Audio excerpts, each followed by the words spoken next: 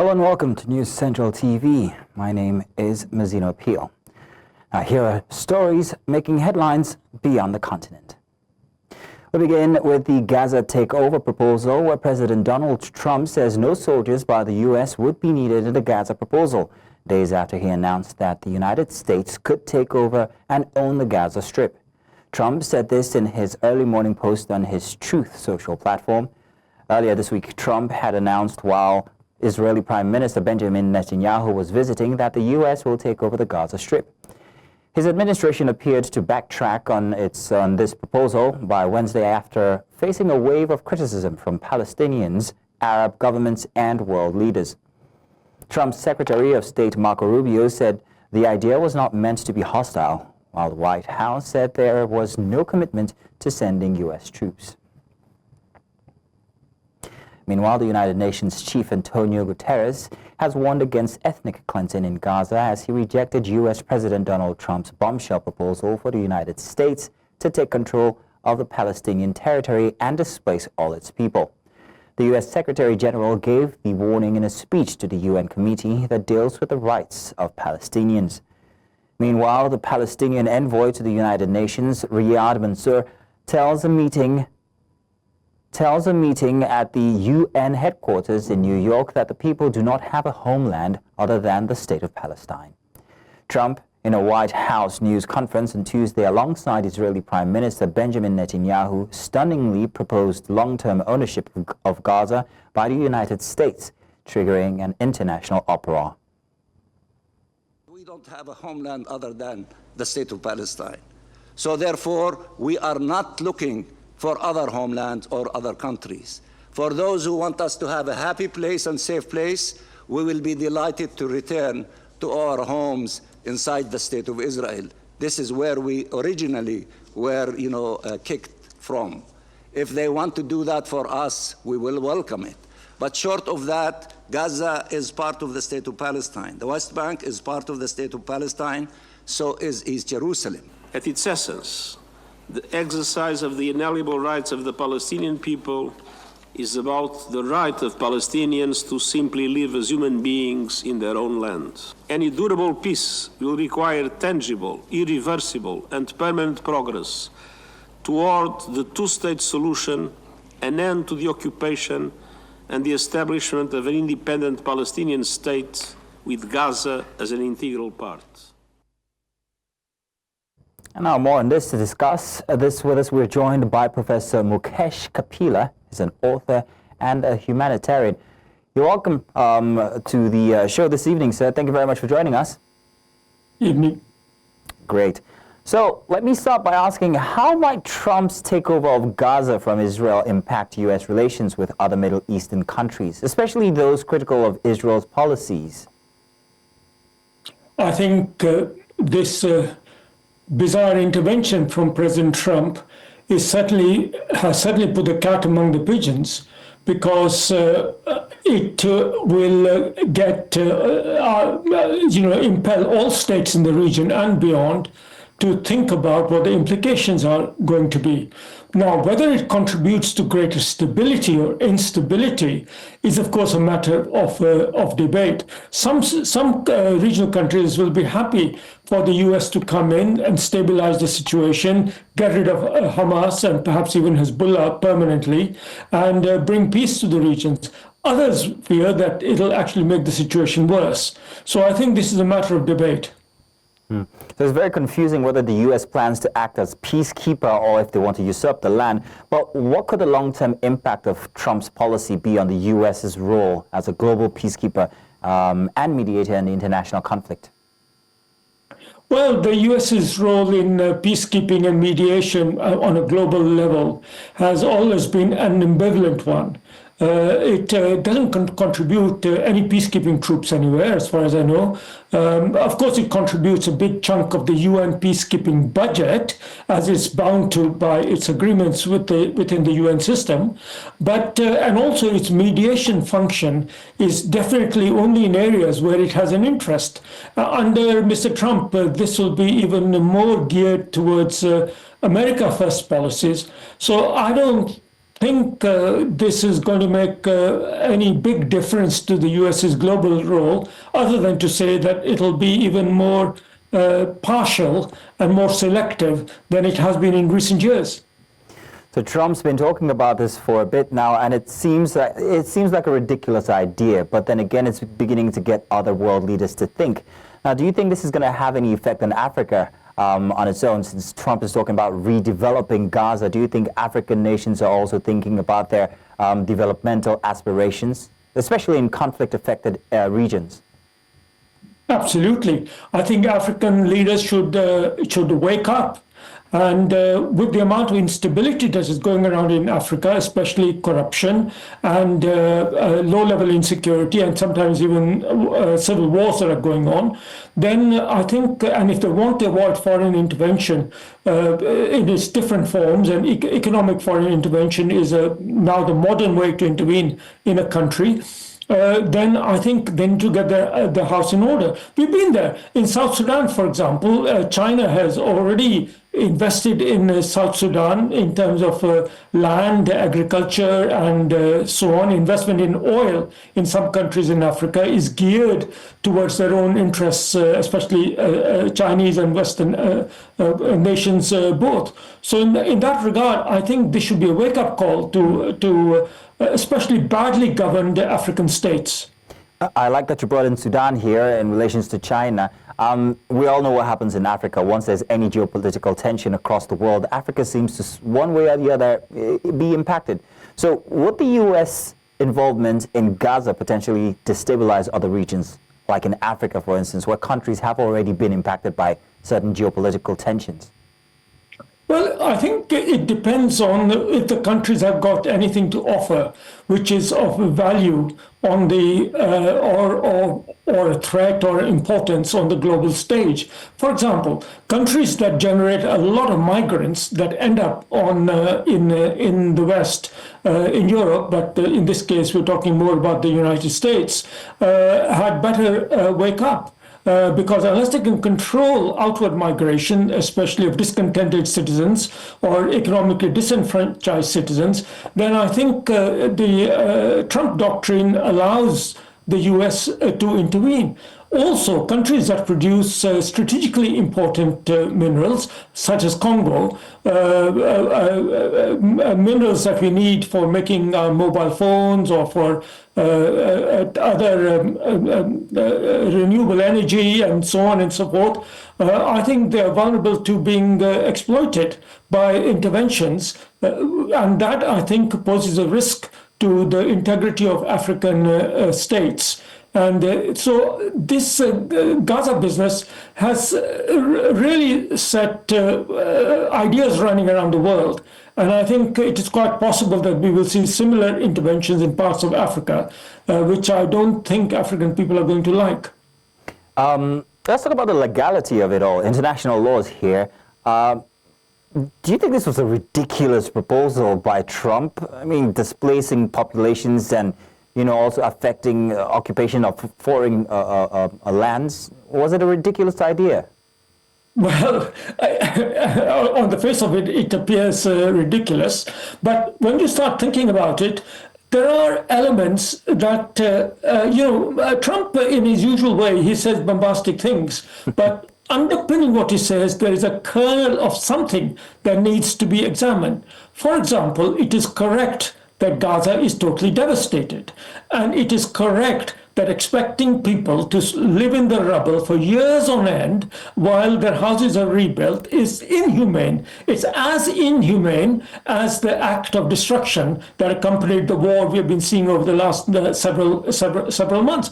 But so it is not inhumane to suggest that Palestinians be housed elsewhere while their territory is rebuilt.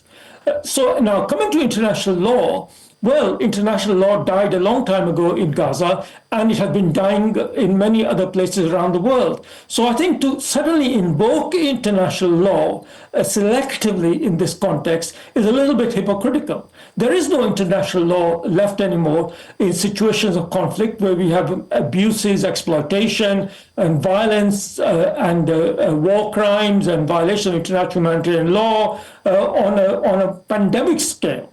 So in that sense, I think it's a moot point whether Trump's proposals around Gaza and similar situations are compliant with the international law or no. Well, obviously, the technical answer is that they are against international law. But international law itself is discredited because we do not keep to it. And not just America doesn't keep to it. Most countries that are fighting, for example, in Ukraine or in Congo, where we have brutalities going on in eastern Congo at the present time, committed by African nations within Africa, then I think the law is fairly irrelevant nowadays. Professor Kapila, I want to say thank you very much for giving us your evening to discuss this. Thank you. Thank you. Now, in the meantime, Israeli Prime Minister Benjamin Netanyahu met with U.S. congressional leaders on Capitol Hill on Thursday. Now, this comes days after a meeting with President Trump that prompted widespread shock with the announcement of plans for the United States to take over the Gaza Strip. House Speaker Mike Johnson, who has hosted Netanyahu at the Capitol, defended Trump's Gaza proposal. Johnson said that the announcement was greeted by surprise by many, but cheered by people all around the world. Netanyahu, who praised Trump for having unconventional ideas, also met with Senate Majority Leader John Thune. Now let's talk more on the latest policy in the U.S., where the White House has announced that President Trump has issued an executive directive barring transgender females from taking part in women's sporting events. The mandate outlines policy frameworks, rules, and statutory interpretations, and will task the Education Department with examining secondary schools suspected of violating the order. Conservative supporters claim it ensures sporting equity, while LGBT and civil rights groups condemn the action as discriminatory. For News Central International Correspondent Afua Hagan has more. U.S. President Donald Trump has signed an executive order seeking to ban transgender athletes from participating in women's sports, in his latest move targeting transgender people since returning to office. Top Republicans, including U.S. House Speaker Mike Johnson and firebrand Congresswoman Marjorie Greene, were amongst those in the audience to watch the signing ceremony. Under the Trump administration, we will defend the proud tradition of female athletes, and we will not allow men to beat up, injure, and cheat our women and our girls. From now on, women's sports will be only for women. The order allows U.S. government agencies to deny funds to schools that allow transgender athletes to compete on women's teams. Trump said he would now push the International Olympic Committee to change its rules on transgender athletes before the 2028 Los Angeles Games.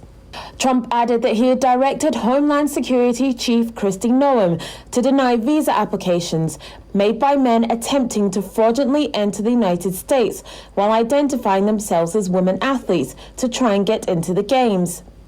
Republican Trump has repeatedly targeted gender non-conforming people in a blitz of orders, pushing his radical right-wing agenda at the start of his second term. At his inauguration speech, Trump announced that the U.S. government policy would only recognize two genders, male and female, ending the practice of providing a third gender option in some settings. Days later, Trump signed an order to rid the military of what he called transgender ideology and effectively ban transgender troops. He also issued an order to restrict gender transition procedures for people under the age of 19. The slew of actions comes despite the fact that transgender people make up only a small minority of the U.S. population. During the 2024 election campaign, he repeatedly hammered Democrats on the divisive issue of transgender rights, capitalizing on a broader culture war over the topic. As transgender people have become a more visible presence in the United States, sparking questions around gender norms and fairness, many conservatives have rallied around women's sports. For News Central, I'm Afua Hagan. We're going on a short break now. When we return, Finland bans nationals of countries initiating wars from purchasing properties. Listen more after this time out. Do stay with us. Welcome back. Now to more stories now. Mexican President Claudia Sheinbaum says Mexico faces threats to its national sovereignty and an interventionist spirit. The president said this during a speech referring to the promulgation of the Mexican Constitution of 1917 in Querétaro, Mexico. She says this period as a time to remember the country's history and greatness. Los tiempos en los que aparecen amenazas a nuestra soberanía nacional, en los que el espíritu intervencionista asoma a las puertas de nuestra patria, es momento de recordar la historia y nuestra grandeza. No somos colonia de nadie ni protectorado de nadie. Podrán amenazarnos con cometer cualquier atropello, pero jamás permitiremos que violen nuestra soberanía y pisoteen la dignidad de nuestro pueblo. Queremos declarar, y que se oiga fuerte y lejos, que cualquier intención de afectar nuestro derecho de ser un pueblo libre, un país independiente, una tierra soberana, se topará con un pueblo valiente, que sabe luchar para defender sus derechos y a su patria. Nosotros confiamos que vamos a tener un buen acuerdo con el gobierno de los Estados Unidos y que el tema de los aranceles pues va a quedar, ahora sí que como le dije al presidente Trump, pausado permanentemente. Meanwhile, Mexican soldiers are guarding the tourist area of Playas de Tijuana, next to the border wall with the United States. Now, this comes as part of a deployment of thousands of soldiers that Mexico promised to deploy so U.S. President Donald Trump would freeze high tariffs. Nearly 2,000 uniformed officers have been assigned to reinforce security in this city out of a total of 10,000 that will be distributed along the border following the agreement reached on Monday by Trump and Mexican President Claudia Sheinbaum. As the increased troop presence becomes noticeable, residents of Tijuana are expressing doubt about the effectiveness of this measure to stop fentanyl trafficking and illegal migration. Sí se ha visto más movimiento de gobierno desde ahora que empezó esta situación de Trump. Pero así hay mucha Guardia Nacional ahorita. Es más, para mí casi inútil la guardia, eso de andar haciendo eso, porque lo único que están cuidando es que las personas no se crucen, es todo. Pero no hay, aquí no se ve nada de movimiento de droga ni nada. Aquí solo había anteriormente que gente se cruzaba, pero ya ahorita ya con esto que levantaron el muro, ya la gente desistió de eso. Pues sí, están soldando, poniendo alambre de púas y están desde hace 4 días que vinieron acá y pues sí, es demasiado ruidoso. No va a cambiar nada, aquí va a seguir. Si hay más policías, pues el negocio sigue igual. Si agarras a un chapo, mañana sale otro chapo. Si agarras a algún mayo, mañana sale otro, pues. El problema está en que la sociedad solo ocupa dinero. La sociedad no está preparada mentalmente para decir, no, pues yo trabajo de otra cosa, pues no, es lo que hay aquí. And Argentina says it would ban gender transition procedures for minors. Now, this is part of President Javier Milei's war on what he calls work ideology. Presidential spokesman Manuel Adorni said the government would amend a 2012 law to ban hormone treatment and body adaptation surgery for people aged under 18. He argued that gender transition treatments pose a risk to the physical and mental health of minors. Adorni added that prisoners would also be banned from requesting transfers due to gender changes.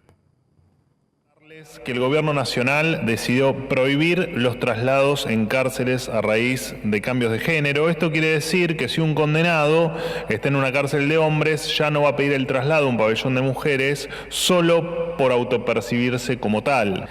Esta decisión va a permitir ir hacia un sistema mucho más razonable que garantiza la seguridad de todas las detenidas y termina con los delirios fomentados por la nefasta ideología de género. Estas intervenciones a las que se expone a los niños es un grave riesgo a su salud, tanto física como mental, ya que implica una interrupción en su proceso de maduración. Además, en muchos casos los efectos de estos tratamientos y cirugías son irreversibles. Swedish police said the victims of the country's worst mass shooting were of multiple nationalities, as Syria and Bosnia said their citizens were among the dead. Regional Police Chief Lars Werens said officers arriving at the scene where the gunman had killed 10 people before apparently killing himself had described the scene resembling an inferno. Releasing a timeline of the attack, police described how the first officers arrived at Campus Ribiska 5 minutes after police received several reports about a shooting. Werens told reporters that officers got the impression that the shooting started being directed at police when they entered the school instead of students and staff. After a time-consuming search of the partially smoke-filled premises, which lasted about an hour, they found the suspected shooter dead, with several weapons next to him. And Finland's government on Thursday proposed a ban on property purchases by nationals from countries that initiate wars. This means that real estate transactions by Russian citizens will be restricted. The bill recommended that persons whose countries of nationality is waging a war of aggression and may pose a threat to Finland's national security would not be permitted to buy real estate there. While the bill does not mention Russia explicitly, Hagan said the current situation, a security environment, meant Russia and Russian nationals and companies are the ones concerned. Antaa eduskunnalle esityksen, jolla kielletään venäläisten kiinteistökaupat Suomessa. Meidän tavoitteemme on kaikin keinoin vahvistaa Suomen ja suomalaisten turvallisuutta, ja tämä esitys on yksi palanen tässä kokonaisuudessa. Emme voi hyväksyä sitä, että Suomea yritetään horjuttaa esimerkiksi kiinteistöomaisuutta siinä hyväksi käyttämällä. Tämän esityksen tarkoituksena on estää kiinteistöjen kautta tapahtuva vihamielinen laaja-alainen vaikuttaminen Suomessa erilaisissa kriisiskenaarioissa. Ulkomaisen kiinteistöomistuksen kautta voidaan valmistella vihamielistä toimintaa. And that's all on Beyond the Continent this evening. Thank you very much for joining us. But do remember, you can watch News Central live on DSTV channel 422, Star Times channel 274, Avo TV, and of course on YouTube. Many thanks for watching. My name is Mazino Appeal.